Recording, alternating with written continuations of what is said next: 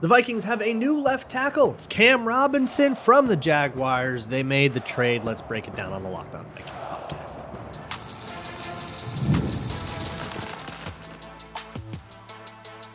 You are Locked On Vikings, your daily Minnesota Vikings podcast, part of the Locked On Podcast Network, your team every day. What's going on, everybody? Welcome into the Locked On Vikings podcast, where we're always trying to learn something new. It's part of the Locked On Podcast Network, your team every day.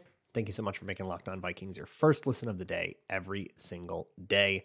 My hashtag everydayers. I really appreciate everybody who is around all the time. Thank you so much for tuning in.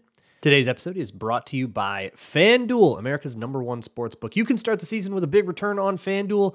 New customers can place a $5 bet, and you'll get started with $150 in bonus bets if you win your first $5 bet. Visit FanDuel.com to get started. Today on the show, I was going to talk about the Vikings defense and the kind of meltdown that they're in the middle of right now. They're totally free-falling. But here comes a big trade. I mean, it's a day 3 pick swap. It's not like a huge cost, but it figures to give the Vikings their starting left tackle for the rest of the season in Cam Robinson. You've probably heard about it, but in case you haven't, here are the terms. The Vikings trade for Cam Robinson from the Jacksonville Jaguars. They give up a 5th rounder that can turn into a 4th with playtime incentives, which I imagine Cam Robinson will hit. I figure he'll probably practice with the team all week and then start. And assuming he's healthy, he'll play throughout the rest of the season. And then in return, the Vikings get Cam Robinson and a 7th round pick. In both of those picks are 2026. So this is functionally a 6-7 pick swap that they deferred a year and had to move up around because they're deferring it a year. But when you trade picks that aren't next year, but the year after, the value of that is really sort of deflated and sort of like it all runs together. This is basically a stupid day 3 swap, but really the cost is not in that draft capital. They moved down a couple rounds in day 3 of a draft 2 years from now. Really, the cost comes in the money. So my understanding is that the contract that Cam Robinson is playing under, which, by the way, is a franchise tag, he is earning like $16 million this year. Matt Freeze, who does Kindred Skulls, did this math. He told me what he got with the math, so I'm just going to go with him with what he did on this because he put like the roster bonus together and all this stuff. He said 9.1 mil. That's going to be what the Vikings actually pay of that because the Jaguars already got 8 games of time out of Cam Robinson, or 8 games of his 8 game checks, right? Because he was hurt. But that is going to be the cost, is like 9.1, which if you look at the Vikings cap space right now, like barely fits in.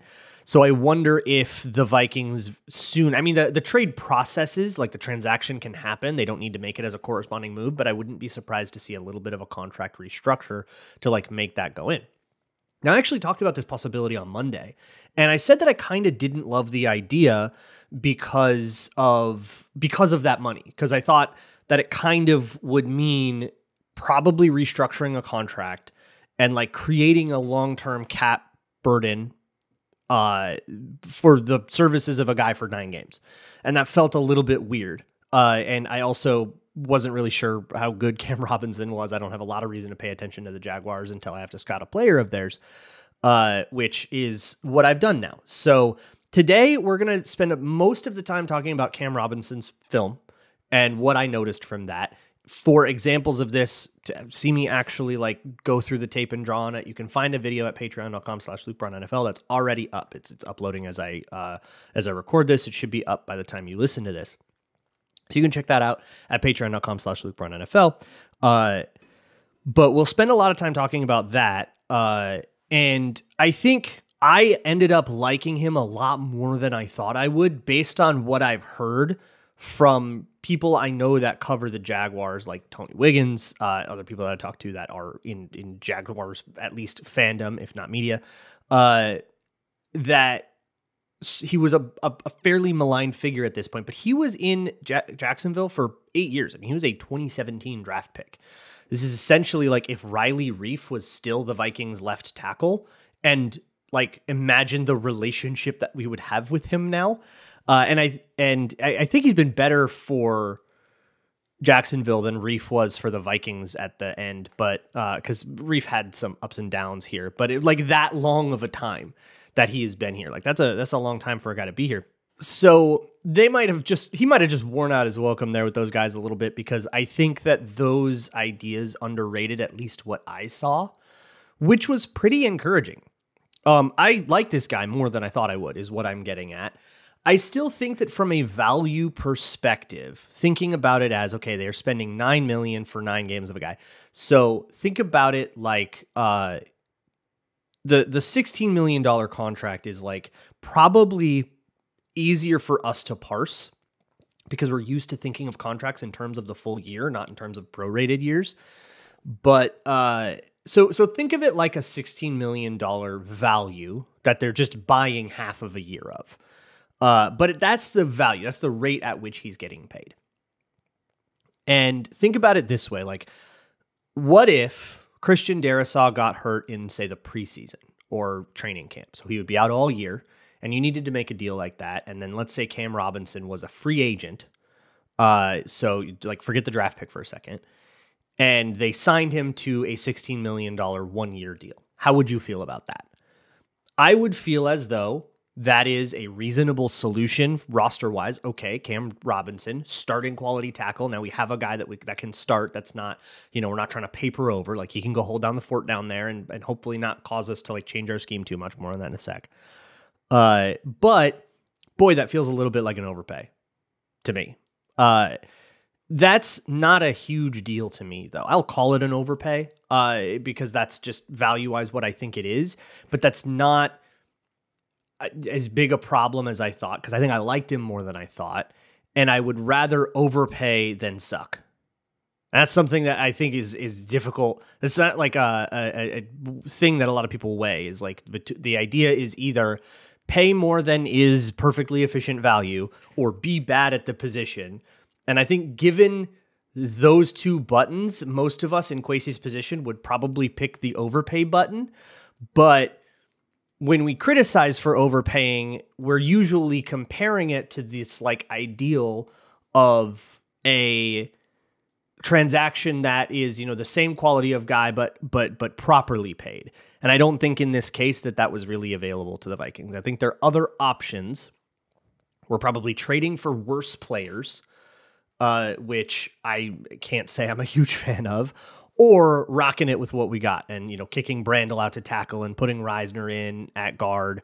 And they just must not have felt very good about those options, which again, I think we may be overrating just how high the Vikings are on Reisner, but we'll see if he gets any playing time now that he's still not on the active roster. He's still in his 21-day window. So whenever he actually does get put back on the roster off of IR, then we'll see the rubber will meet the road there, and we'll see exactly how they feel about the guard situation.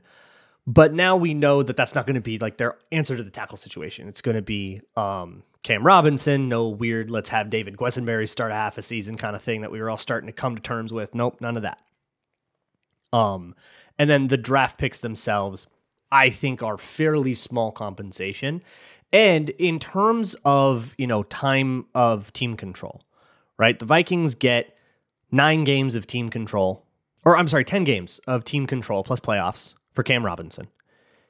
And in exchange, if they were giving up a pick fully, they'd be giving up 4 years of team control for a guy. But really, they're giving up 4 years of team control for a worse 4 years of team control and 10 games of Cam Robinson. I think getting the pick back actually kind of matters to me, even though a 7th round pick is a fairly low octane asset.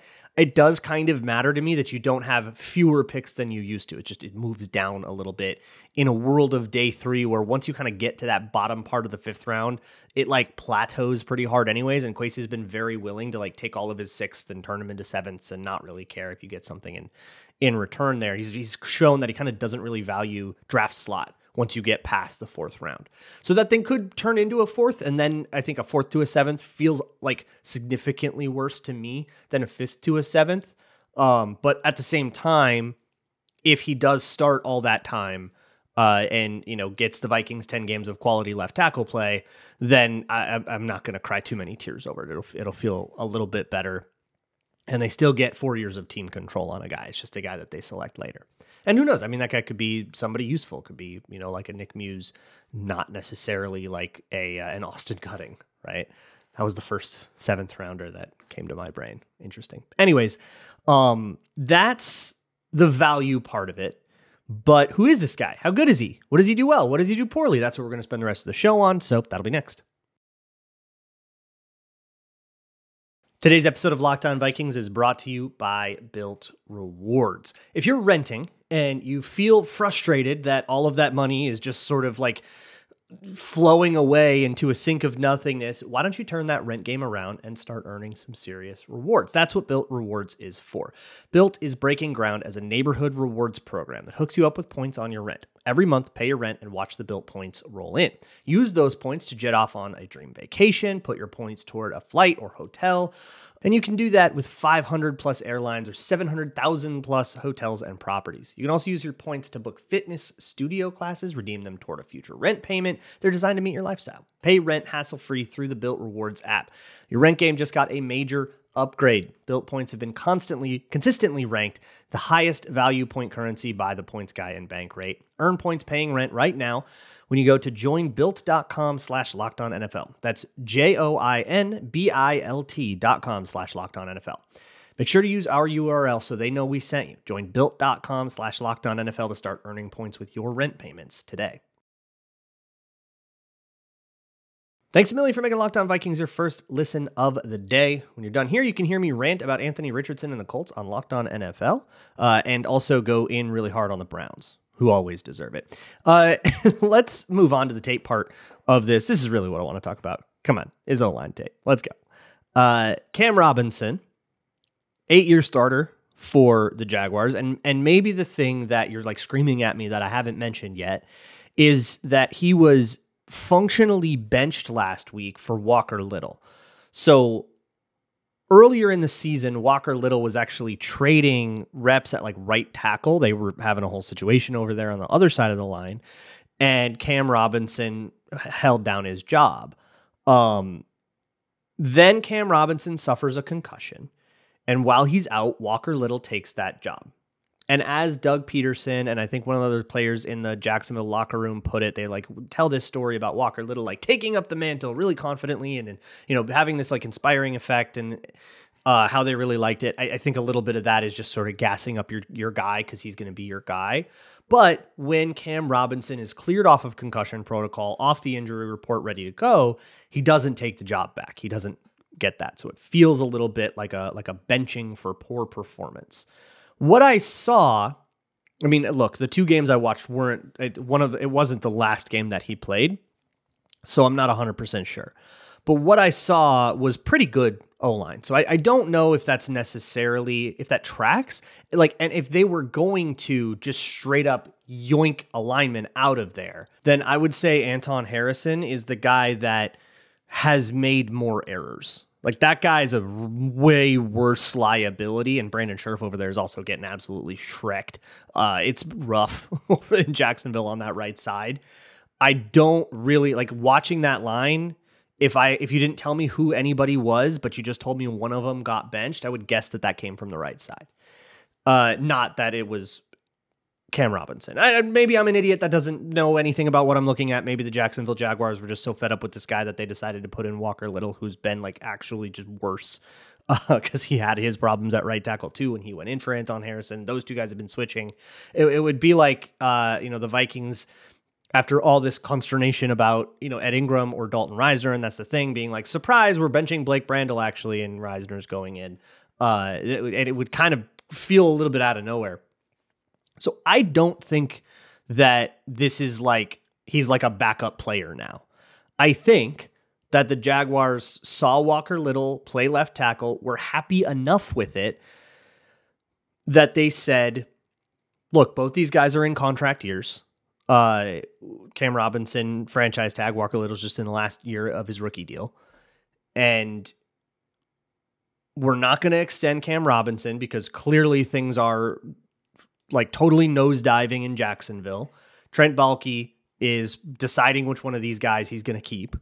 And the older guy is not the guy. So we're basically saying, okay, seasons kaput, Walker Little 9-game audition to see if you get an extension. That's what it feels like is happening to me. And that is definitely informed by pulling up what is supposed to be the worst Cam Robinson game, which is the one against Buffalo, and watching it and coming away not that alarmed. Buffalo found the secret sauce to beating him, right? And I'll get to it. But they found the way to cook him. And I think that that's replicable depending on what kinds of athletes you have in the edge room. He's not Christian Darrisaw. It's not going to be as good as Christian Darrisaw, but I still think it's like very clearly starting quality. So I'll point out flaws here today, but it's very much still starting quality. Here is the skinny on Cam Robinson, which I realize now is an unfortunate choice of words because that dude is huge. He's 6'6", he's 335, massive dude, right? So that a lot of his plays, like that's context that kind of tells you a lot about what kind of play style you're going to get. It's a lot of anchor. It's a lot of get your paws on him and just be big and strong and just like win reps that way. A lot of the wins that he gets aren't even very good leverage. He's 6'6" and he plays a little bit taller than that, which I would have a bigger problem with if he didn't have a lot of examples of just like anchoring on a dude that totally leveraged him out. And it's really cool to see. And the guys doing that are like AJ Epinesa, who's supposed to be a strength guy, or like Daniil Hunter, and just anchoring on him on power. And whenever Will Anderson tried it in that Houston game, he got nowhere. Totally like brick walls it. And it honestly is a little bit reminiscent of Darrisaw. Not as consistent, but it's reminiscent of Darrisaw in that the posture doesn't look right and it doesn't look like there's a lot of like technique or polish to it, but like, boy, he's just undeniably winning the reps. So I guess if it works for you, it works for you. And I would guess that he's been living this way for years and years and years in Jacksonville. So I'm not going to tell him to mess with it, right? So winning with strength is a big one. But when you're that big, you're not going to be the fastest cat in the world. And so you need to do some things to make up some of that lack of range. In the run game, if he has to climb to the second level, he's actually very nimble with it. And the way that Cam Robinson makes up for that is footwork. I really like the way he moves his feet. When you're on O-line and you need to move your feet, you're looking, or at least what I'm looking for, are short, choppy steps, but not so short that you don't actually gain any ground. Like you want to gain ground, but you don't want to gain it with like long, lopey kick slide steps. You want short and choppy and many of them. And essentially the goal here, the practical goal, is to be on a good base, on a nice, strong base at essentially all moments in your step cycle. And if you do have to abandon your base to step, you want to shorten that weak point as much as possible. So you take a big, long, lopey step, you're going to be on 1 foot's worth of balance for a long portion of your step cycle. And if somebody attacks you during that, you could get smoked. If you take a bunch of little tiny short ones, it's difficult to find that weak spot in the timing. So it's easier. And Cam Robinson is really good at this. And I think most NFL linemen at that point get pretty good at this. But if you're looking for something to, if you're going to like scout tackles, look at that sort of kick slide, that kick slide cycle and just how staccato it is versus like, long and winding, especially for taller tackles. What this means is that you have a big guy that can actually kind of get up and out there on an edge rusher that's lined up at a wide 9 or something like that if he needs to get out there, and he can. So in Jacksonville, the way they played offense kind of informed the way that Cam Robinson played, and that tells us a little bit about what sort of tools he likes to use and maybe how things might get harder for him in Minnesota with the way that the Vikings play offense. So that'll be next. Today's episode of Locked On Vikings is brought to you by FanDuel, America's #1 sportsbook. no matter what you want to go bet, Vikings, as it stands, as of this recording, stand as 5.5-point favorites against the Indianapolis Colts on Sunday night. That's -104, which means actually people are hammering the Colts on that line still. If you want to get in on that, if you think that that is just too low on the Vikings, or maybe even too high on the Vikings, you can go drop $5 on it, get $150 back in bonus bets if you win.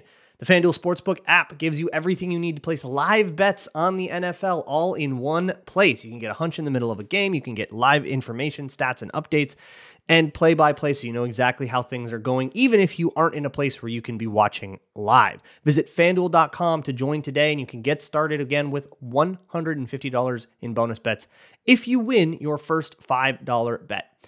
Now, you can take something with the shortest odds in the world, right? You can say, no, there won't be overtime. If you win that bet, you get $150. That's the way that I would play it. Never waste a hunch and make every moment more with FanDuel, an official sportsbook partner of the NFL. So to review, Cam Robinson, big boy, strong boy. Is very important at O-line. Big, strong boy. And good footwork makes him more mobile than big, strong boy should be. So we're happy with that. And I think those things have created a lasting package in this league that it's the kind of thing that gets you an 8-year career with the same team. So what are the weaknesses here? Why are the Jags moving on? Well, I think some of that's money. They probably don't want to extend him to the contract that he's going to demand, and I bet the Vikings won't either. He'll hit free agency, and that's the other portion of this, is that he will count toward the compensatory formula. So he might actually net the Vikings a comp pick and get some of that draft pick back, or at least help them in the formula and help them preserve another draft pick, however it ends up playing out. So that's something to also hang your hat on when it comes to the compensation here. But I think that's what it is in Jacksonville. But if we want to talk about weaknesses, there's, I think, 2 genuine concerns that I have here. And neither of them are total deal breakers for me. They're not emergencies or anything like that, but they're things that might lead to some problems. And of course, you're going to have problems. I'm actually pretty grateful that these are the problems and not something way, way, way worse, considering the fact that our superstar left tackle's knee just exploded. The first one is it gets beat inside. So with that footwork, one of the other advantages of having that short, choppy footwork is that you can be nimble, right? You're not going to get caught in the middle of a step and then needing to like go inside. But unfortunately, what he does, he opens his hips a lot, which is probably how he's coached, and it's how he'll be coached in Minnesota. Longtime patrons of mine know that I'm not a huge fan of that, but that's more of a preference thing, and there's like dueling schools of thought there, and I just belong to the other one. But if you can threaten him vertically, he's kind of got to haul ass to get to that vertical place, right? If you've got a quick guy, I think of like Aiden Hutchinson, right? Is like very perfectly set up to beat Cam Robinson. Of course, he's not healthy, and Cam Robinson will probably be out the building by the time he is, so it's a moot point. But like a rusher like that, who can get upfield really fast with a good get off, right? That's Aiden Hutchinson's whole deal. And then he can cut inside.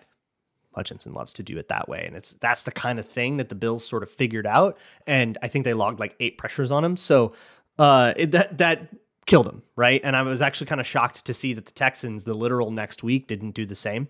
But I guess, I don't know, Will Anderson and Daniel Hunter are doing their own thing. So, and I'm not going to argue with those 2 guys. It's a great edge room. But if you can threaten vertically, you can get him to really commit to meeting you in that vertical place. And then you can cut him inside because you will have essentially forced him to open his hips 90 degrees. And he'll be facing the sideline, basically. And then when you cut inside him and he's not square to you, they got a holding penalty off of this. The Bills did. They got a strip sack off of this. They killed it. And it's a great way to set up a stunt. If that guy's going to crash and you're going to have your guy inside loop, right? It's a great way to set up a stunt. It was kind of funny watching the Jaguars. One of the biggest problems with stunts was that Ezra Cleveland was constantly at the wrong depth. He wasn't like level with everybody else. And that's not a problem that's going to travel with Cam Robinson, but it was kind of funny. I think he's hurt now, but that's an interesting thing. So getting beat inside by quicker rushers, that's going to be, you got to have a rusher with good get off and speed and quickness to be able to pull off that sort of jab step, then cut inside move. And the pass rush has to be set up to allow that. A lot of times the edge rusher isn't allowed to cut inside because of the way the entire pass rush is structured and the way the pass rush lanes are, especially if, you're going to be playing contain at all for any reason, which, Sam Darnold likes to get out the pocket. I wouldn't be surprised to see defenses bring contain. So it's an issue. In the right situations against the right kinds of defenses, they could maybe get him really good on that. And I don't know off the top of my head who on our upcoming schedule has somebody like that, but I'm sure there's someone that's got somebody that's like that kind of quick Aiden Hutchinson style edge rusher. I'm sure there's somebody coming up. So that's something to keep an eye on. And then the other thing is Jacksonville ran a lot of quick game, like a lot. Even their deep plays were quick. They were 3-step drop fades. That's worrisome, because when you're in quick game, you get to play totally different as an offensive lineman. And I don't think they did this to hide Cam Robinson, but he benefited from it nonetheless. I think they did it to hide their right side. But that's not something he's going to benefit from in Minnesota. So what I'm talking about, a lot of it is jump sets. So if you want to watch a jump set, you can watch Christian Darrisaw film, if you can bear to without crying. Watch how when he gets directly out of his set, he'll actually cross his feet over. He literally just turns and sprints his way to you, and then he resets up. That's a jump set. It's something Christian Darrisaw does so obnoxiously much, and it's a really dangerous way to live.